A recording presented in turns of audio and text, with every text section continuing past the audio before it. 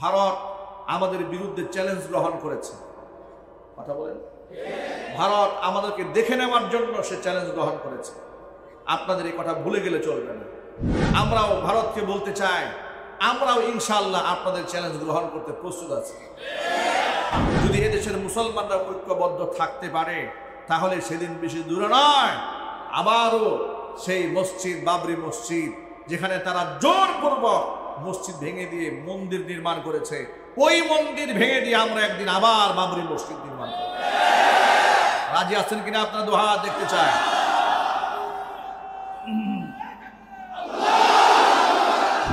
গোখরা সাপকে কোনোদিন বিশ্বাস করবেন না, সবল আপনাকে মারবেই মারবে।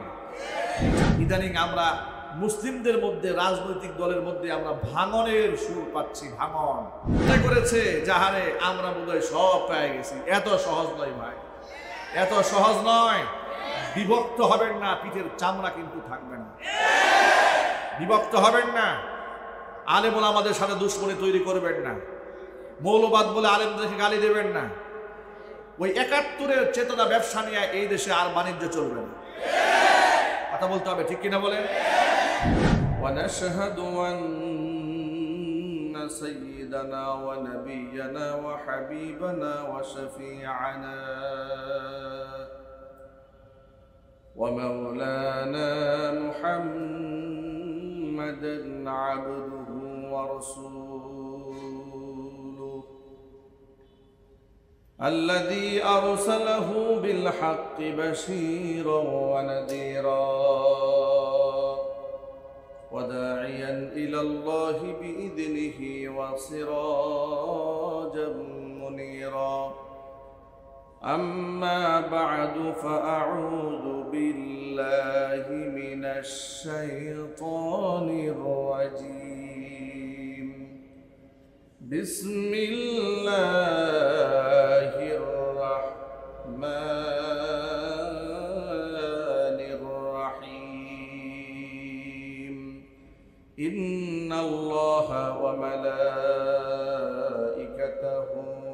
يصلون على النبي يا أيها الذين آمنوا صلوا عليه وسلموا تسليما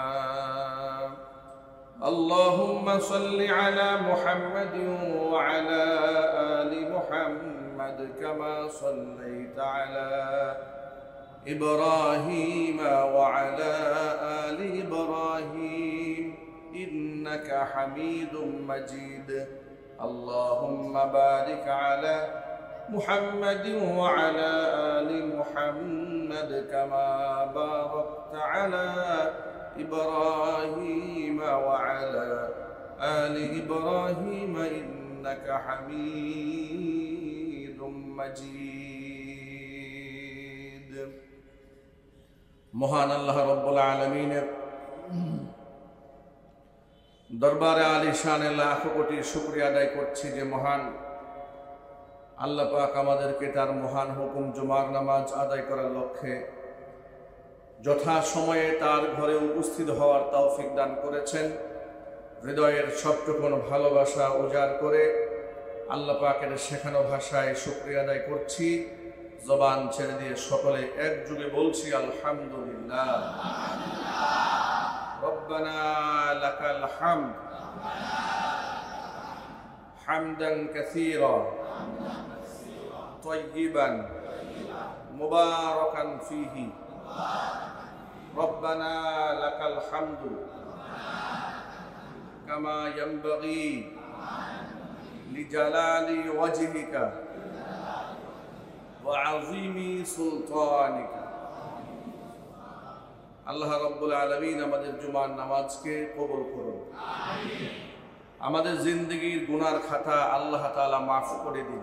আমিন। কাল হাসরের কঠিন ময়দানে এই আয়োজন, এই ইবাদত, এই জিকির, আজকার, তাসবিহ, তাহলিল আল্লাহ পাক আমাদের সকলের নাজাতের জারিয়া হিসেবে কবুল করেন। আমিন। কোরআন মাজিদে আল্লাহ পাক বিভিন্ন সূরায় বিভিন্ন আয়াতে বিগত জীবনের নিয়ামতপ্রাপ্ত বান্দা যারা, তাদের ঘটনাগুলো তুলে ধরেছেন। আবার আল্লাহর অবাধ্য হওয়ার কারণে, খোদাদ্রোহিতার কারণে যাদেরকে আল্লাহ পাক শাস্তি প্রদান করেছেন, তাদের বর্ণনাও কোরআন সুন্নাহর বিভিন্ন প্রেক্ষিতে আল্লাহ পাক নাযিল করেছেন। নিয়ামতপ্রাপ্ত বান্দাদের মধ্যে যেমন হযরত মারিয়াম আলাইহিস সালাতু ওয়াস সালাম আল্লাহ পাকের নিয়ামতপ্রাপ্ত বান্দি, লুকমান আলাইহিস সালাতু ওয়াস সালাম আল্লাহ পাকের নিয়ামতপ্রাপ্ত বান্দা, খিজির আলাইহিস সালাতু ওয়াস সালাম আল্লাহ পাকের নিয়ামতপ্রাপ্ত বান্দা। তাদের জীবনী ছাড়াও অসংখ্য মাহবুব পিয়ারা বান্দাদের কিসাস আল্লাহ পাক কোরআনে উল্লেখ করেছেন। অনুরূপভাবে আবার যে সমস্ত ব্যক্তিরা ক্ষুধাদ্রোহিতার কারণে ধ্বংসপ্রাপ্ত হয়েছেন, তাদের ঘটনার বর্ণনাও কোরআনে কারীমের মধ্যে আল্লাহ পাক উল্লেখ করেছেন। যেমন ফিরআউনকে ডুবিয়ে মারার কাহিনী আল্লাহ পাক কোরআনে বর্ণনা করেছেন। নমরুদ আল্লাহ রাব্বুল আলামিনের সাথে যুদ্ধ ঘোষণা করে লম্বা মিনারের উপর দাঁড়িয়ে আল্লাহ পাককে তীর নিক্ষেপ করে আল্লাহকে হত্যা করার ষড়যন্ত্র করেছিল, নাউযুবিল্লাহ। সেই ঘটনা কোরআনে কারীমের সূরাতুল কাসাসের মধ্যে আছে। হস্তি বাহিনীর ঘটনা, কাবা ঘর ধ্বংস করতে এসে কিভাবে তারা আল্লাহ পাকের গজবে নিপতিত হয়েছিল, সে কাহিনীও আল্লাহ কোরআনে উল্লেখ করেছেন। আমি আজকে আপনাদের হৃদয়ের গহীনে দীর্ঘদিনের লালিত একটি প্রশ্ন এবং তার সুরাহা কোরআনে কারীম থেকে আপনাদের সামনে আলোচনা করছি। আমরা বলি ইনশাআল্লাহ। মানুষের দীর্ঘদিনের একটা প্রশ্ন হচ্ছে যে কাবা ঘর আল্লাহ তাআলা রক্ষা করেছিলেন আবাবিল দিয়ে, তাইরান আবাবিল, ঝাঁকে ঝাঁকে পাখি পাখি আল্লাহ তাআলা কাবা ঘর রক্ষা করলেন, কিন্তু মসজিদে আকসাতে অসংখ্য মানুষ মারা যাচ্ছে ফিলিস্তিনে। সেই মসজিদে আকসাকে আল্লাহ রক্ষা করেন না কেন? কথা বলতে হবে, ঠিক কিনা বলেন? বদর প্রান্তরে ৩১৩ জন এত বড় সাহায্য প্রাপ্ত হলেন, গোটা মুসলিম বিশ্বে এত মুসলমান আল্লাহ পাকের রহমত থেকে বঞ্চিত হয় কেন? যে ৩১৩ জনকে আল্লাহ পাক সাহায্য করেছিলেন, সে আল্লাহ পাক এখনো আছেন না? আরো যদি বলুন, আল্লাহ পাকের কুদরত আছে না? আছে। এই কঠিন প্রশ্নের সুরাহা আমরা কোরআন এবং সুন্নাহ থেকে জাগার চেষ্টা করব। আমরা বলি ইনশাআল্লাহ। দেখুন, কাবা ঘর আবরাহা বাদশা যখন ধ্বংস করার জন্য মনস্থ করেছিল, তার একটি প্রেক্ষাপট ছিল। নবী ঈসা আলাইহিস সালাতু ওয়াস সালাম থেকে মুহাম্মদ সাল্লাল্লাহু আলাইহি সাল্লাম পর্যন্ত 570 খ্রিস্টাব্দ, অর্থাৎ পুরো লম্বা প্রায় 600 বছর পর্যন্ত এই পৃথিবী নবুয়তের আলো থেকে বঞ্চিত ছিল। সরাসরি জামানায় জামানায় আল্লাহ পাক নবী পাঠিয়েছেন। নবী শূন্য কোনো জামানা আল্লাহ রাখেন নাই। সুবহানাল্লাহ। জামানায় জামানায়, হার জামানায় আল্লাহ পাক নবী রাসূল পয়গম্বর পাঠিয়েছেন মানুষকে সঠিক পথে দিশা দেওয়ার জন্য। যার দরুন কিয়ামতের দিন মানুষকে যখন জাহান্নামে নিক্ষেপ করা হবে, সূরা মুলকের মধ্যে আল্লাহ বলেছেন, কুল্লামা উলকিয়া ফিহা ফাওজুন সাআলাহুম খাজানাতুহা আলাম ইয়াতিকুম নাযীর। যখনই একদল মানুষকে জাহান্নামে অগ্নিগর্ভে নিক্ষেপ করা হবে, সেখানকার দারোয়ান প্রহরী বলবে, আলাম ইয়াতিকুম নাযীর, তোমাদেরকে কেউ সতর্ক করার জন্য আসে নাই? লোকেরা বলবে, ক্বালু বালা, হ্যাঁ এসেছে তো।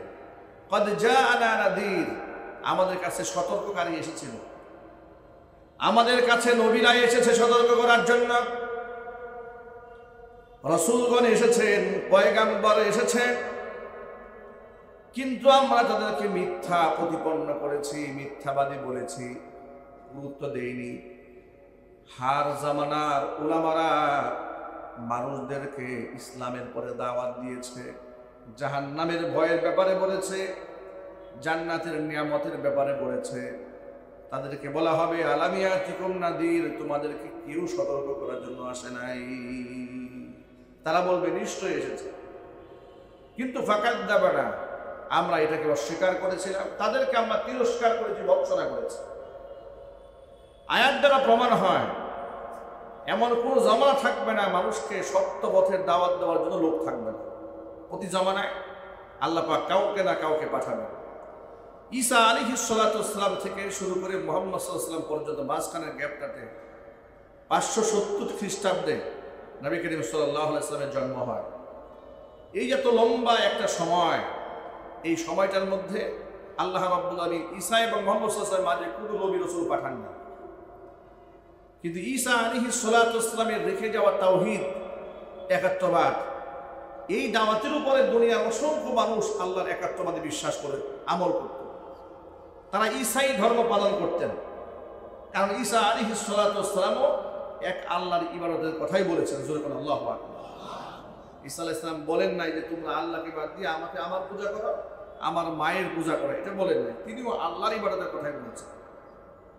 এই যে লম্বা একটা সময় গ্যাপ গেল, গ্যাপ যাওয়ার পরে মানুষ দিক বিদিক বিভ্রান্ত হয়েছে। মানুষ এতটা বিভ্রান্ত হয়েছে যে কাবা ঘর, যে কাবা ঘরটা নির্মাণই করা হয়েছিল হেদায়েতের একটা নিদর্শন হিসেবে, পৃথিবীর প্রথম জমিনের প্রথম ঘর, ইন্না আউওয়ালা বাইতিন বুদিআ লিন-নাসি লাল্লাযী বিবাক্কাতা মুবারাকান ওয়া হুদাল লিল আলামিন। কাবা ঘরটা একদিক থেকে বরকতপূর্ণ, আবার আরেক দিক থেকে মানুষকে সঠিক পথে দিশা দেয় এই কাবা ঘর। সেই কাবা ঘরের মধ্যেই, যে কাবা ঘর পুনর্নির্মাণ করেছিলেন নবী ইব্রাহিম আলাইহিস সালাতু ওয়াস সালাম, যিনি মূর্তি ভাঙার অপরাধে তাকে দেশ থেকে হিজরত করতে হয়েছিল, মূর্তি ভাঙার অপরাধে তাকে অগ্নিকুণ্ডে পড়তে হয়েছিল। মানুষ মূর্খতার কারণে সেই নবী ইব্রাহিম আলাইহিস সালাতু ওয়াস সালামের মূর্তি বানিয়ে তারা কাবা ঘরের মধ্যে ঢুকাই রাখছে। যিনি মূর্তি ভাঙার অপরাধে এলাকা ছাড়লেন, লোকেরা তার মূর্তি বানায় কাবা ঘরে ঢুকায় রাখে। কাবা ঘর তারা, এই যে কাপড় চোপড় আমরা পরেছি, আমাদের ইহরামের কাপড় পরে কাবা ঘর তোয়াফ করি, ঠিক না ভাই? শয়তান বোঝালো এই কাপড় পরে তোমরা ব্যবসা বাণিজ্য করো, মিথ্যা কথা বলো, এই কাপড় পরে তোমরা স্ত্রী সহবাস করো, যে কাপড় পরে তোমরা এত এত কাজ করো, ওই নাপাক কাপড় পরে আল্লাহর সামনে তোমরা কেমনে দাঁড়াইবে? সুতরাং নিরাপদ পদ্ধতি হচ্ছে কাপড় চোপড় খুলে একেবারে জন্ম দিবসের ড্রেস পরে আল্লাহর সামনে খাড়ায় যাবে। নাউজুবিল্লাহ বলবেন না ভাই? এটা জিহালাত বলে, মূর্খতা। মানে অযৌক্তিক কাজগুলাকে শয়তান যৌক্তিক বানিয়ে দিয়েছে, অসুন্দর কাজগুলোকে শয়তান সাজিয়ে গুজিয়ে সুন্দর বানিয়ে দিয়েছে। শয়তানের সেই ক্ষমতা আছে না নাই? অসুন্দর কাজকে, অশুভ কাজকে শুভ বানায়, অসুন্দরকে সুন্দরভাবে মানুষের সামনে উপস্থাপন করে। তার একটা এক্সাম্পল আপনাদেরকে দেই। কিছুদিন আগে বাংলাদেশে চলচ্চিত্র জগতের কোনো এক নায়িকা, নামধাম খ্যাত ওই রকম নাই, কিন্তু খুব আলোচিত হয়েছে, একটা কুখ্যাত একটা ঘটনা ঘটিয়ে দিয়েছে। সে কি করেছে? সে বলেছে যে আমি বিবাহ করার আগে 1 বছর আমার স্বামীর সাথে আমি লিভ টুগেদার করেছি, বিবাহ বহির্ভূতভাবে। লিভ টুগেদার কাকে বলে এটা আপনারা অনেকেই, মুরব্বী যারা, অনেকেই বুঝবেন না। লিভ টুগেদার হচ্ছে বিবাহ বহির্ভূতভাবে স্বামী স্ত্রী সুলভ, একেবারে স্বামী স্ত্রী যেভাবে ঘর সংসার করে এক ছাদের নিচে, ঠিক ওইভাবে এক ছাদের নিচে ঘর সংসার করে, বিবাহ ছাড়া। 1 বছর পরিমাণ এভাবে স্বামী স্ত্রী থাকার পরে তারা মনের সাথে বোঝা পরামর্শ করে যে উনাকে বিবাহ করলে সংসারটা টিকবে কিনা। উনি বলছে আমি 1 বছর ওনার সাথে লিভ টুগেদার করেছি, যখন বুঝলাম যে হ্যাঁ বনিবনা হয়, বিবাহ করা যায়, তখন আমি তাকে বিবাহ করার সিদ্ধান্ত গ্রহণ করেছি, তখন তাকে আমি বিবাহ করেছি। ঘৃণার সাথে বলেন নাউজুবিল্লাহ। এই কথা বলার সময় তিনি আবার বলছেন যে প্রথম এই ব্যাপারে আমার বাবা মা, আত্মীয় স্বজন, তারা আমাকে এটাকে খুব বাজেভাবে দেখেছে, খারাপ দেখেছে, কিন্তু এক সময় তারা স্বাভাবিকভাবে মেনে নিয়েছে। আর এটা এক সময় এই দেশের মধ্যে স্বাভাবিক হয়ে যাবে লিভ টুগেদার, উনি বলতেছেন। এই কথা বলার কারণে হাইকোর্ট থেকে তার ব্যাপারে নোটিশ জারি করা হয়েছে, রুল জারি করা হয়েছে, তিনি যেন নিঃশর্ত ক্ষমা প্রার্থনা করেন এই ব্যাপারে। কারণ এই দেশে সে লিভ টুগেদারের কথা বলে একদিক থেকে ধর্মীয় কালচারের উপর আঘাত হেনেছে, বাংলাদেশের সাধারণ মানুষের যে সংস্কৃতি, সেই সংস্কৃতির মধ্যেও সে আঘাত এনেছে। একটা মানুষ যদি হিন্দুও হয়, বৌদ্ধও হয়, খ্রিস্টানও হয়, এরপরেও তারা বিবাহ বহির্ভূত সংসার করে না। কথা বলেন ঠিক কিনা? তাহলে সে যে কাজটা করেছে এটা আমাদের দেশের কালচারের সাথে যায় না।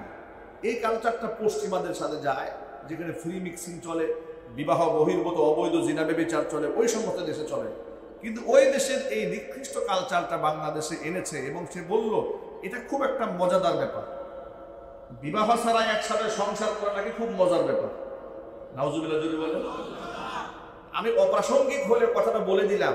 আল্লাহ তাআলা যেন এই ধরনের জিনা ব্যভিচার থেকে আমার ভাইদেরকে হেফাজত করে। শয়তান মাঝে মাঝে খারাপ কাজকে মানুষের সামনে যৌক্তিকভাবে সুন্দরভাবে উপস্থাপন করে। ১৫০০ বছর পূর্বের কথা, জাহিলি যুগে এইভাবে শয়তান মানুষদেরকে বিভ্রান্ত করেছিল যে কাবাঘর তোমাদের পিতা ইব্রাহিম আলাইহিস সালাতু ওয়াস সালাম বানিয়েছিলেন। ওই কাবাঘর তোমরা তোয়াফ করতে যাবে, যেই কাপড় পরে তোমরা ব্যবসা করো ওই কাপড় পরে তো আর যাওয়া যাবে না, কারণ ওই পোশাক পরে তোমরা মিথ্যা কথা বলেছো। ওই কথা তোমরা যখন জামা পরেছিলে মিথ্যা কথা বলেছিলে, স্বামী স্ত্রী সহবাস করেছিলে এই কাপড় পরে, সেই কাপড় পরে আর আল্লাহর সামনে দাঁড়ানো যাবে না। এই জন্য জামা কাপড় খুলে রবের সামনে দাঁড়াবে। জোরে বলেন নাউজুবিল্লাহ। জামা কাপড় খুলে ফেলেছিল, কিন্তু কাবা ঘরের তোয়াফ বাদ দেয়নি। কাবা ঘরের তোয়াফ, আরাফার ময়দানে অবস্থান করা, এই আমলটা যুগ যুগ ধরে তারা চালিয়ে এসেছে।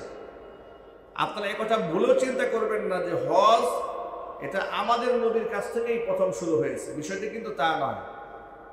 ইব্রাহিম আলাইহিস সালাতু ওয়াস সালাম আমাদের নবীর আগে আসছেন না পরে আসছেন? অনেক অনেক আগে আসছেন, ঠিক না ভাই? ইব্রাহিম আলাইহিস সালাতু ওয়াস সালাম কাবা ঘর পুনর্নির্মাণ করে আল্লাহ পাক তাকে বলেছিলেন ওয়াআদ্দিন ফিন নাসি বিল হাজ্জি ইয়াতুকা রিজালা ওয়া আলা কুল্লি দামিরি ইয়াতুনা মিন কুল্লি ফাজ্জিন আমিক। ও আমার খলিল ইব্রাহিম, আপনি পাহাড়ের উপর দাঁড়িয়ে আপনি হাজিদের মাঝে হজের এলান করে দেন। লোকেরা পায়ে হেঁটে, ঘোড়ার পৃষ্ঠে সওয়ার হয়ে, উটের পৃষ্ঠে সওয়ার হয়ে, দুর্বল উটের পৃষ্ঠে সওয়ার হয়ে অনেক লম্বা পথ পরিক্রমা পাড়ি দিয়ে কাছে থেকে দূর থেকে লোকেরা এই ঘর তোয়াফ করতে আসবে, হজ মতো পালন করতে আসবে। সুবহানাল্লাহ। হজের আমল অনেক আগে থেকেই চলতেছে, জাহিলি যুগেও লোকেরা হজ করত। আপনাদেরকে আরেকটা তথ্য জানিয়ে রেখে, আবু জাহাল, উতবা, সাইবা, ওয়ালিদ ইবনুল মুগিরা, আবু সুফিয়ান, মক্কার কুখ্যাত মুশরিক যারা ছিল তারাও কিন্তু কাবা ঘরের তোয়াফ করত, এমনকি তারা হজও করত। কি করতো? অমুসলিমরা যে হজ করতো, এটাকে আপনারা জানতেন? এটা আপনারা অনেকে জানেন না, তারা হজ করত।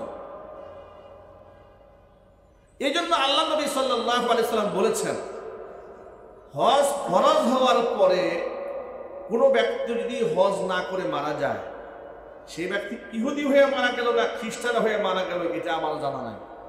এর মানে ইহুদি আর খ্রিস্টানরা হজ করে না, আর করে না? ইহুদি আর খ্রিস্টানেরা হজ করে না। কিন্তু আল্লাহ নবী এই ক্ষেত্রে বলেন নাই সে মুশরিক হয়ে মারা গেল না খ্রিস্টান হয়ে মারা গেল, মুশরিক বলেন না, কারণ তৎকালীন যুগে মুশরিকরাও হজ করত। মুশরিকরাও হজ পালন করত, কিন্তু কাজের মধ্যে শিরিক করত।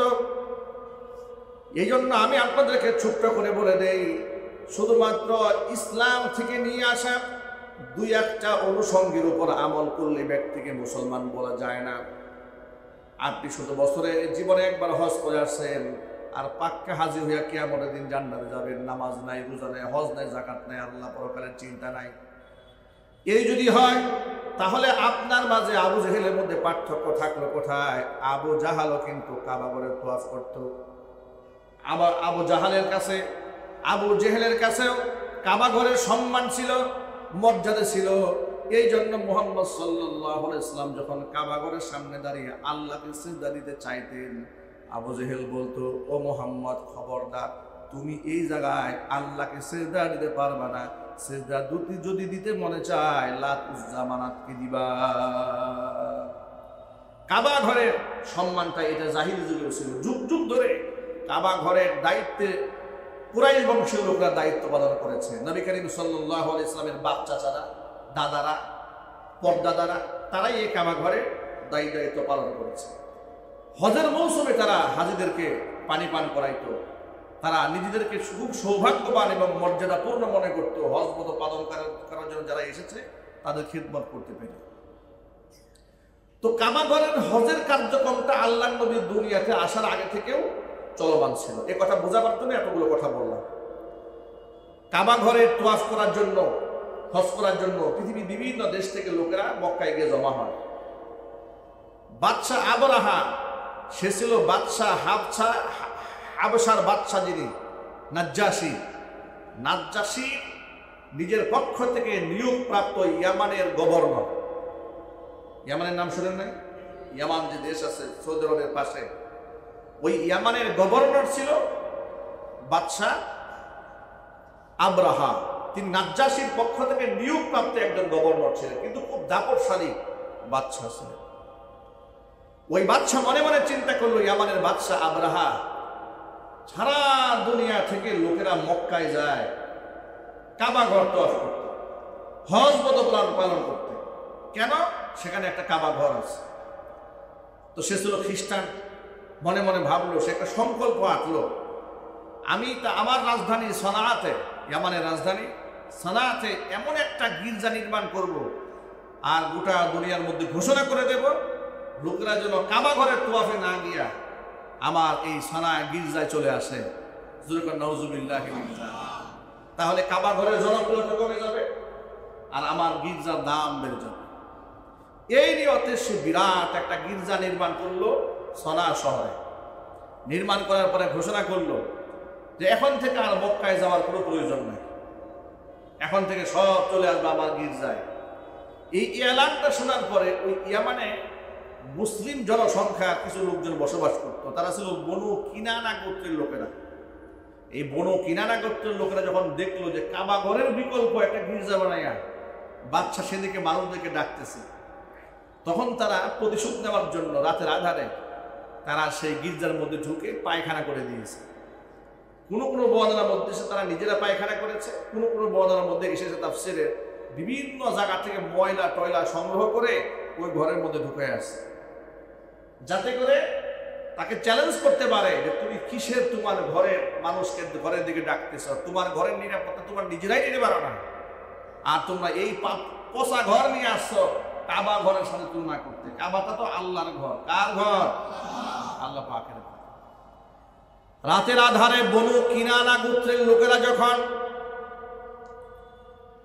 ইয়ামানের সানাতে ওই বাদশার তৈরি গির্জার মধ্যে পায়খানা করে সেখান থেকে বিদায় নিল, সকালবেলা বাদশার কানে আওয়াজ গেল, নালিশ গেল, বাদশার কানে আওয়াজ গেল, আপনার গির্জা তো শেষ করে দিয়েছে, আপনি যাকে কাবা ঘরের বিকল্প বানিয়েছিলেন, আপনার ঘরের মধ্যে মানুষ কি করে আসবে? আপনি তো চিন্তা করেন যে ঘরের সম্মান আপনি নিজেই রক্ষা করতে পারেন না, এমন নাপাক জায়গার মধ্যে মানুষ তো ইবাদত করতে আসবে না। বাদশা গিয়ে দেখলো সর্বনাশ হয়ে গেছে, আসলেই একেবারে পায়খানা টায়খানা করে ময়লা দিয়ে ভরে ফেলেছে। বাদশা তখন মুসলমানদের উপর মারাত্মক একটা ক্ষোভ তৈরি হলো, আর এই ক্ষোভের বহিঃপ্রকাশ ঘটাবার জন্য সে চিন্তা করলো, যেই কাবা ঘরের সম্মান রক্ষা করতে গিয়া আমার গির্জার মধ্যে পায়খানা করা হয়েছে, ওই কাবা ঘর আমি দুনিয়াতে রাখবো না, ওই কাবা ঘরটা ভেঙে আমি গুড়াই দেব, মাটির সাথে ধূলিসাৎ করে দেব। তখন সে 60,000 সৈন্য সামন্তের বিরাট এক বাহিনী নিয়ে, অস্ত্র শস্ত্রে সজ্জিত বাহিনী নিয়ে কাবা ঘর ধ্বংস করার জন্য রওনা হয়েছে। সাথে ছিল বেশ কিছু হাতি। তাফসীর কিতাবের মধ্যে এসেছে হাতির সংখ্যা ছিল 9টি, কোনো কোনো বর্ণনার মধ্যে এসেছে 13টি। 13টা হাতি নিয়ে কাবা ঘর ধ্বংস করতে রওনা হয়েছে। আর সৈন্য সংখ্যা হচ্ছে 60,000। প্রত্যেকের হাতে আছে অস্ত্র, তলোয়ার, তীর এবং ঘোড়া আছে। যুদ্ধাস্ত্র নিয়ে একেবারে সুসজ্জিত বাহিনী রওনা হয়েছে কাবা ঘর ধ্বংস করে দেবে, উড়াই দেবে। বিরাট বাহিনী নিয়ে রওনা হলো। রওনা হওয়ার পরে লম্বা পথ পরিক্রমা পাড়ি দেওয়ার পরে যখন তারা হারামের সীমানার মধ্যে ঢুকেছে, মিনা এবং মুজদালিফার মধ্যবর্তী একটা জায়গা আছে, জায়গার নাম হচ্ছে ওয়াদিয়ে মুহাসসার। জায়গার নাম কি? ওয়াদিয়ে মুহাসসার। এই জায়গায় যাওয়ার পরে বাদশা নিজেও এই বাহিনীর লিডিং দিয়েছে, নেতৃত্ব দিয়েছে। ইয়ামানের বাদশা আবরাহা, সে যে বিরাট হাতির উপর সওয়ার হয়ে গেছে, ওয়াদি মুহাসসারে যাওয়ার পরে তার হাতিটা জায়গার মধ্যে বসে গেছে। এখন হাতি আর সামনের দিকে যাচ্ছে না। উনি বড় বিপদে পড়ে গেলেন, কি ব্যাপার, হাতির কি সমস্যা হলো? হাতিও যায় না, আর পেছনে যারা অ্যাডভান্স হয়ে সামনে যাওয়ার তো কোনো সুযোগ নাই। আগে তো লিডার যাবে, এরপরে অন্যরা যাবে। হাতি বসে গেছে, পিছনে সব হাতি বসে পড়েছে। হাতি যখন বসে পড়েছে, ঘোড়া ঘোড়ার একটা সামনে বাড়ার সবগুলো সোজা দাঁড়ায় আছে। বাদশাহ আবরাহা দেখলো হাতি কোনোভাবে সামনে যায় না। এলাকায় গিয়ে আগে কাবা ঘরের দায়িত্বে কে আছে এলাকার মানুষদেরকে ডাকলেন, এলাকার লোকদেরকে জিজ্ঞেস করলেন এই এলাকার নেতাকে, লিডারকে। বলে এলাকার লিডারের নাম হচ্ছে Abu Taleb, Abdul Muttalib. Abdul Muttalib কেন? নবী করিম সাল্লাল্লাহু আলাইহি ওয়াসাল্লামের দাদা হন তিনি। কি হন দুজন বলেন তো ভাই? রাসূলের দাদা। তিনি এই কাবা ঘরের মুতাওয়াল্লি, দেখভাল করেন। তাকে ডাকা হলো। আব্দুল মুত্তালিবের চেহারার মধ্যে একটা রূপ ছিল, আভিজাত্য ছিল, বংশীয় আভিজাত্য। গায়ের পোশাক আশাক খুব দামি ছিল না, গরিব মানুষ, কিন্তু বংশমর্যাদার কারণে একটা আভিজাত্য ছিল। আবরাহার সামনে যখন নবী করিম সাল্লাল্লাহু আলাইহি ওয়াসাল্লামের দাদা আসলেন, তখন রাসূলের জন্মও হয় নাই। ওই বছর রাসূলের জন্মও হয় নাই। ওই সময় রাসূল পাক সাল্লাল্লাহু আলাইহি ওয়াসাল্লামের জন্মের 55 দিন পূর্বের ঘটনা। এই ঘটনাটি আল্লাহ নবী সাল্লাল্লাহু আলাইহি ওয়াসাল্লাম তখন মায়ের গর্ভে। হুজুর তখন কোথায়? সবাই যদি বলেন হুজুর কোথায় তখন? তখন তিনি মা আমিনার গর্ভে, জন্মের 55 দিন আগের ঘটনা এটা। আব্দুল মুত্তালিবকে সামনে আনা হলো। আব্দুল মুত্তালিবের সুন্দর চেহারা দেখে, আকার আকৃতি দেখে ইয়ামানের বাদশাহ আবরাহা নিজের সিংহাসন ছেড়ে সে মাটিতে চলে আসলো, সম্মান দিল। সম্মান দিয়ে জিজ্ঞেস করলো এই কাবা ঘরের দায়িত্ব কে পালন করে? বলে আমি পালন করি। তা আপনি পালন করেন? বলে হ্যাঁ। যে আমি যে আমার সৈন্য সামন্ত নিয়ে আসছি এটাকে ধ্বংস করার জন্য, এটাকে আপনি জানেন? বলে হ্যাঁ আমি জানি। তা আপনি জানার পরেও আপনি কি পদক্ষেপ গ্রহণ করেছেন? খালি মাঠে কি মারামারি করা যায়? এতগুলো মানুষ আসছে, 60,000 বাহিনী আসছে, আইসা দেখে একজন লোক নেই মারামারি করার জন্য। কি মজা আছে? কোনো কথা বুঝে নেই আপনারা? মনে করেন 60,000 লোক আছে, অস্ত্র শস্ত্রে মারামারি করতে, যুদ্ধ করতে আসছে। এসে দেখে তাদের বিপক্ষে দাঁড়াবার জন্য একজন মানুষও না। এই যুদ্ধে কোনো মজা আছে? মজা নাই।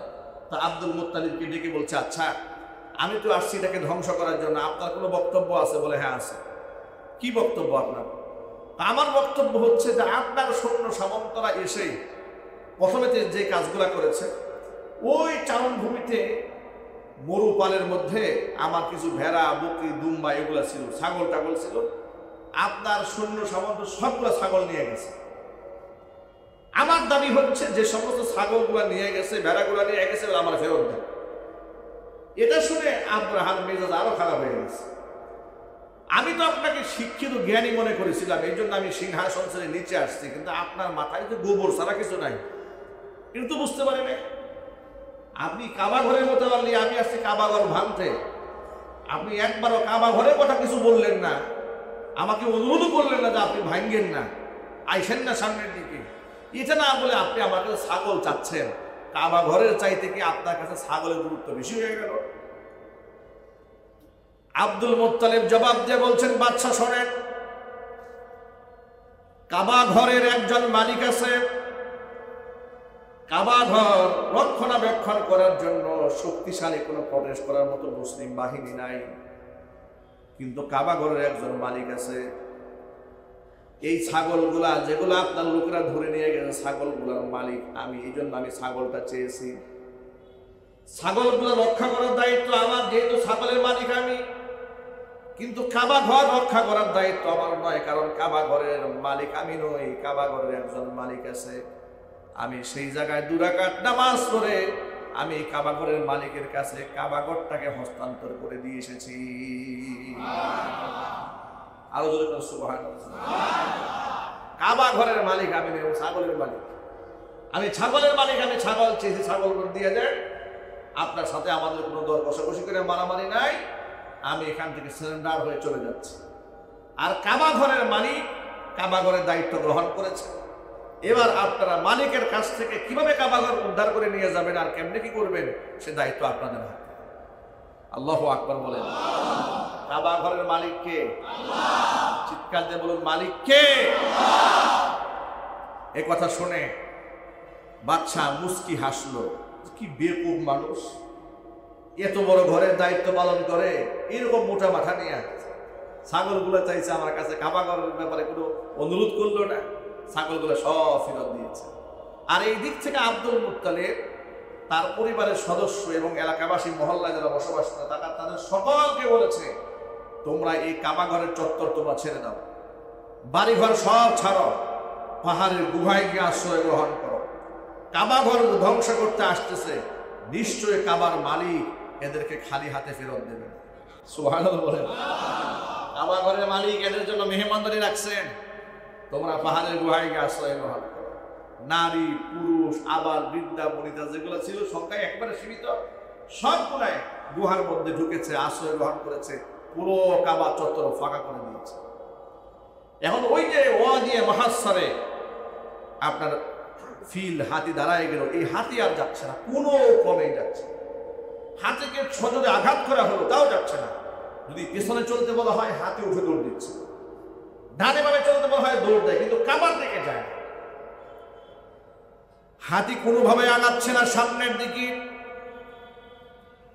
বাদশা যখন বারবার চেষ্টা করছিল বাহিনীকে সামনের দিকে আগাই দিতে, ঠিক ওই মুহূর্তে আকাশের দিকে তাকায় দেখে গোটা আকাশ মেঘাচ্ছন্ন হয়েছে,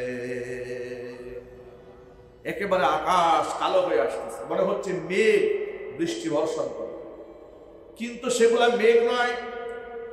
কোরআনে মাজিদের মধ্যে আল্লাহ বলেছেন, আলাম তারা কাইফা ফাআলা রাব্বুকা বিআসহাবিল ফিল আলাম ইয়াজআল কাইদাহুম ফি তাদলিল ওয়া আরসালা আলাইহিম তায়রান আবাবিল তারমিহিম বিহিজারাতিন মিন সিজ্জিলিন ফাজআলাহুম কাআসফিন মা'কুল।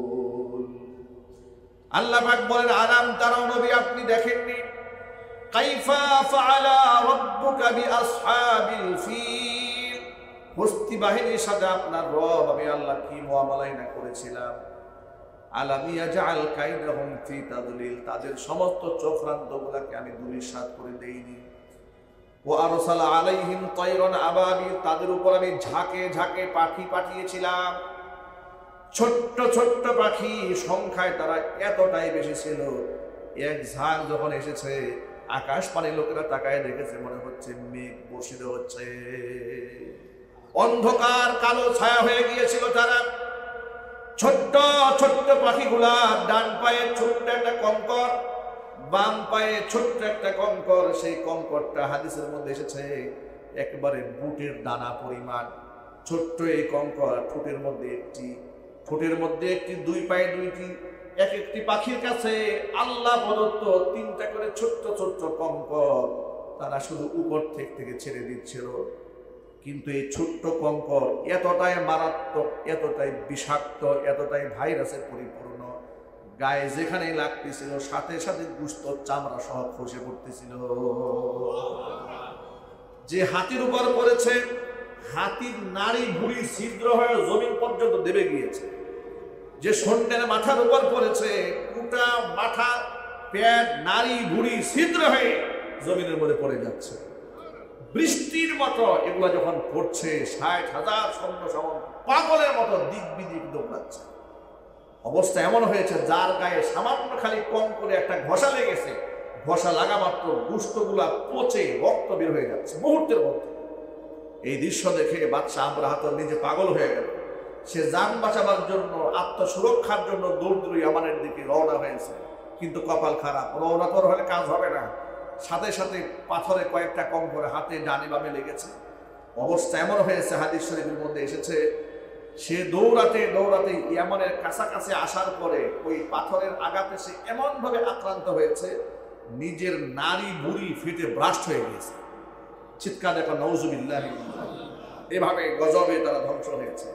আর এই পরিমাণ পাখি তাদের উপরে এই ছোট্ট ছোট্ট কঙ্কর নিক্ষেপ করেছে, অবস্থা এমন হয়েছে আল্লাহ পাক বলেছেন ফাজআলাহুম কাআসফিম মাকুল, অবস্থা এমন হলো এদেরকে বানালাম আমি গরু এবং মহিষ, ছাগলেরা, উট, মুখের মধ্যে ঘাস চিবাতে চিবাতে চিবাতে জাবর কাটতে কাটতে সমস্ত রসগুলো শুষে নিয়ে আগাছাগুলো যেমন রাস্তায় ফেলে দিলে অবস্থা যেমন হয়, এই বস্তি বাহিনীর দৃশ্যটা আমি আল্লাহ তাআলা এই আগাছা সুরার মতো বানিয়ে দিয়েছিলাম।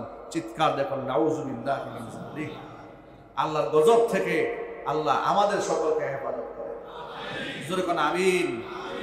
প্রশ্ন হলো যে আল্লাহ তাআলা তার কাবা ঘরকে ১৫০০ বছর আগে এইভাবে রক্ষা করলেন তয়রুন আবাবিল দিয়ে, এখন আল্লাহ তাআলা মসজিদে আকসাকে তয়রুন আবাবিল দিয়ে রক্ষা কেন করেন?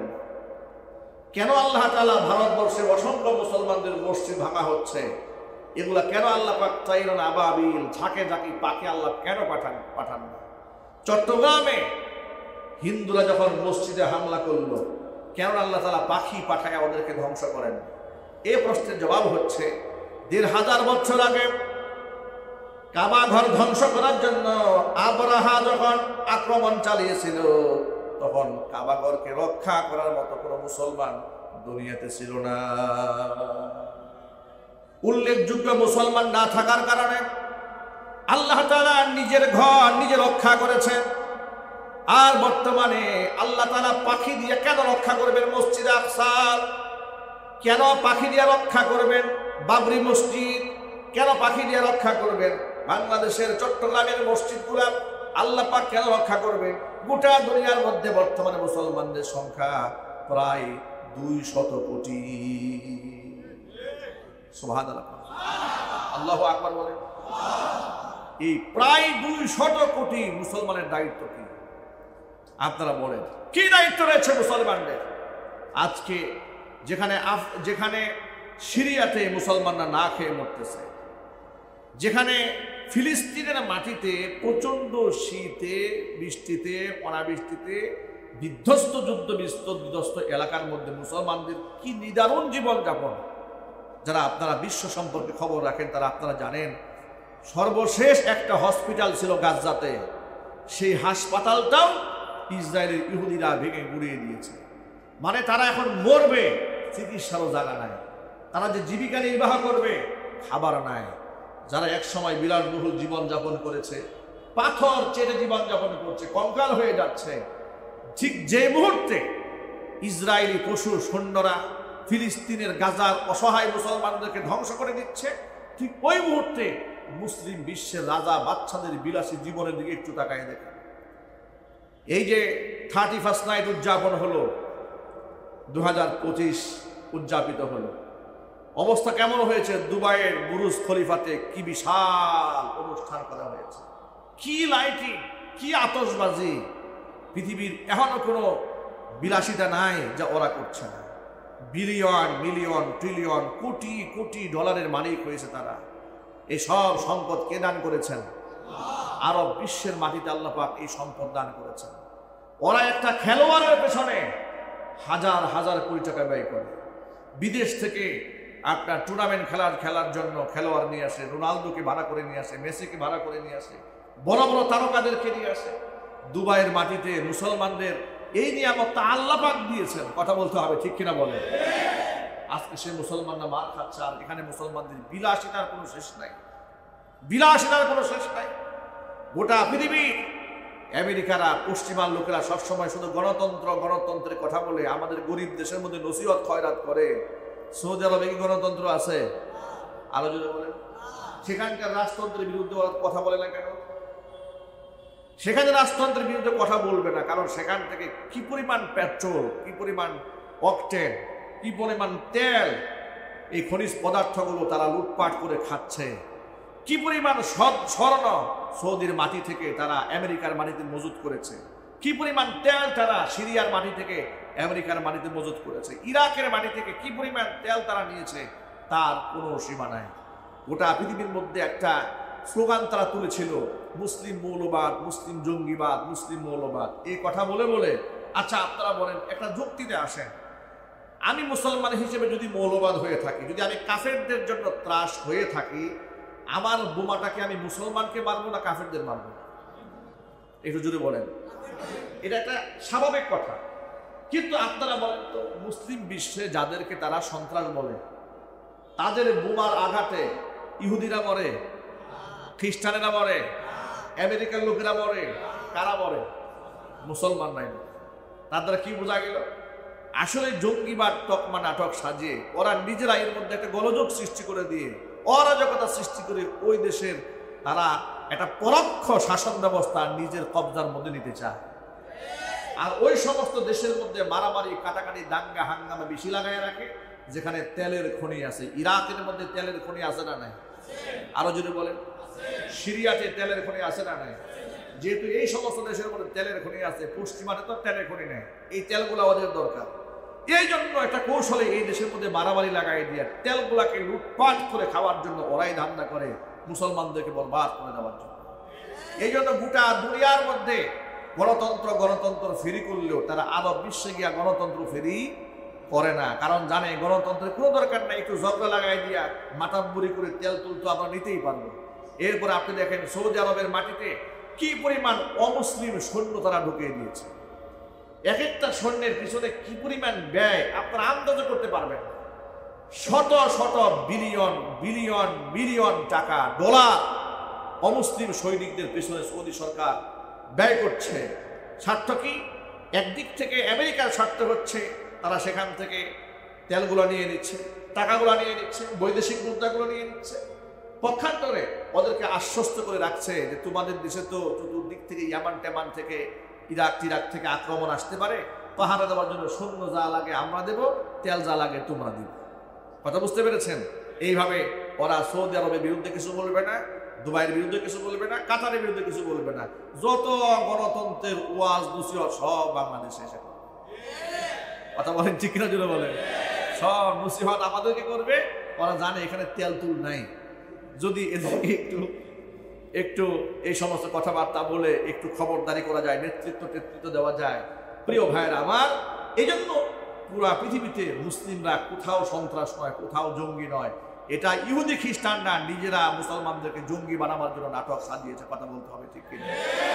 এখন আমি আপনার সেই প্রশ্নের জবাব দিচ্ছি। গোটা পৃথিবীতে আব্রাহা যখন কাবাগরে হামলা করেছিল, তখন কাবাগর রক্ষা করার মতো মুসলমান না থাকার কারণে আল্লাহ তাআলা নিজে তার ঘরকে হেফাজত করেছেন। এখন গোটা পৃথিবীতে প্রায় 200 কোটি মুসলমান থাকার পরে আল্লাহ পাকের তো এত দায় থাকে নাই যে আল্লাহ পাক ফেরেশতা পাঠাইয়া আমাদেরকে সাহায্য করতে হবে, কিংবা ঘরগুলাকে আল্লাহ পাকে নিজে রক্ষা করতে হবে। আমাদের দায়িত্ব আছে না নাই? আরো চিল্লায় বলতে হবে, আছে না নাই? আপনারা আন্দাজ করেন তো, মুহাম্মদ রাসূলুল্লাহ সাল্লাল্লাহু আলাইহি ওয়াসাল্লাম যখন নবুয়ত প্রাপ্ত হয়ে গেলেন, যখন তিনি তাওহীদের দাওয়াত দিলেন, সংখ্যায় মাত্র 313 জন তাদেরকে নিয়ে তারা রাস্তায় নামলেন যুদ্ধ করার জন্য। তখন তো আল্লাহ তাআলা তাদেরকে বলেন নাই যে আপনার যুদ্ধ করার কোনো দরকার নাই, আপনি সুন্দর মতো মদিনায় চলে যান, আমি তয়রন আবাবিল পাঠাই দিয়েছি। কথা বুঝতে পেরেছেন? আল্লাহ পাক তখন কিন্তু তয়রন আবাবিল পাঠান নাই। এখন আপনারা বলেন তো, নবীজির প্রতি আল্লাহর মহব্বত আছে না? আরো যদি বলেন, ওই সময় ডাইরেক্ট আল্লাহ পাক তয়রন আবাবিল ঝাঁকে ঝাঁকে পাখি আল্লাহ পাক কেন পাঠালেন না? আল্লাহ পাক ওই সময় ঝাঁকে ঝাঁকে পাখি যে কারণে পাঠান নাই, ঠিক বর্তমানে আল্লাহ ঝাঁকে ঝাঁকে পাখি ওই কারণেই পাঠাচ্ছেন না। আল্লাহ পাক ওই সময় মুসলমানদের চূড়ান্ত ঈমানকে পরীক্ষা করতে চেয়েছিলেন যে মুসলমানেরা আমার জন্য কতটুকু ত্যাগ তারা করতে পারে, কতটুকু বিসর্জন তারা দিতে পারে। মুসলমানদের প্রচেষ্টা যেখানে শেষ, আল্লাহ রহমত সেখান থেকে শুরু। কথা বলেন ঠিক কিনা বলেন? সুতরাং গোটা পৃথিবীর মুসলিমদেরকে বর্তমানে ঐক্যবদ্ধ হয়ে যেতে হবে। গোটা পৃথিবীর সবগুলা মসজিদ, হাত্তাকে 1 নাম্বার মসজিদ আকসা রক্ষা করার দায়িত্ব আল্লাহ আমাদেরকে দান করেছে। যদি বলতে হবে ঠিক কিনা? আল্লাহ তাআলা মুসলিম বিশ্বের রাজা বাদশাদেরকে বিষয়গুলো বোঝার তৌফিক দান করেন। খাস করে আল্লাহ তাআলা আমাদের বাংলাদেশের মুসলমানদেরকে ঐক্যবদ্ধ হওয়ার তৌফিক দান করেন। দ্বিতীয়বার স্বাধীন হওয়ার পরে এই দেশে ইদানিং আমরা মুসলিমদের মধ্যে, রাজনৈতিক দলের মধ্যে আমরা ভাঙনের সুর পাচ্ছি। ভাঙন ঠিক কিনা বলেন? একজন আরেকজনের বিরুদ্ধে অলরেডি দলবাজি শুরু হয়ে গেছে, কুদাকুদি শুরু হয়ে গেছে। মনে করেছে যাহারে আমরা বোধহয় সব পেয়ে গেছি। এত সহজ নয় ভাই, এত সহজ নয়। বিভক্ত হবেন না, পিঠের চামড়া কিন্তু থাকবে না। বিভক্ত হবেন না, আলেম ওলামাদের সাথে দুশ্মনী তৈরি করবেন না, মৌলবাদ বলে আলেমদেরকে গালি দেবেন না। ওই ৭১-এর চেতনা ব্যবসা নিয়ে এই দেশে আর বাণিজ্য চলবে না। কথা বলতে হবে, ঠিক কিনা বলেন? স্বৈরাচারের দূষররা এবং স্বৈরাচার নিজে বিগত 16 বছরে শুধু চেতনা বিক্রি করেছে, ৭১-এর চেতনা ফেরি করেছে। যে ৭১-এ তাদের কাজ কি ছিল, ৭১-এ তাদের কাজ ছিল, ৭১-এ তাদের কাজ কি ছিল। ওই ৭১-কে পুঁজি বানায় যত অপকর্ম আছে ৭১ থেকে শুরু করে একেবারে 16 সাল পর্যন্ত, এখানে কোনো অপকর্ম নাই। ৭১-এ পাকিস্তান হানাদার বাহিনী যে অপকর্ম করেছে তার থেকে কয়েক লক্ষ গুণ বেশি অপকর্ম স্বৈরাচারী নিজে করেছে। আবার সেটাকে ট্রাম্প কার্ড বানিয়ে ওরা দেশের মধ্যে আরেকটা বিভক্তি চলতেছে। আমরা মুসলিম ভাইদেরকে বলছি, এই দেশকে রক্ষা করার দায়িত্ব আমাদের সকলের। এদেশের মসজিদগুলাকে রক্ষা করার দায়িত্ব আমাদের সকলের। কথা বলেন? ভারত আমাদের বিরুদ্ধে চ্যালেঞ্জ গ্রহণ করেছে। কথা বলেন? ভারত আমাদেরকে দেখে নেওয়ার জন্য সে চ্যালেঞ্জ গ্রহণ করেছে। আপনাদের এই কথা ভুলে গেলে চলবে না। আমরাও ভারতকে বলতে চাই, আমরাও ইনশাআল্লাহ আপনাদের চ্যালেঞ্জ গ্রহণ করতে প্রস্তুত আছি। যদি এদেশের মুসলমানরা ঐক্যবদ্ধ থাকতে পারে তাহলে সেদিন বেশি দূরে নয়, আবারও সেই মসজিদ, বাবরি মসজিদ, যেখানে তারা জোরপূর্বক মসজিদ ভেঙে দিয়ে মন্দির নির্মাণ করেছে, ওই মন্দির ভেঙে দিয়ে আমরা একদিন আবার বাবরি মসজিদ নির্মাণ করব। রাজি আছেন কিনা? আপনারা দু হাত দেখতে চায়।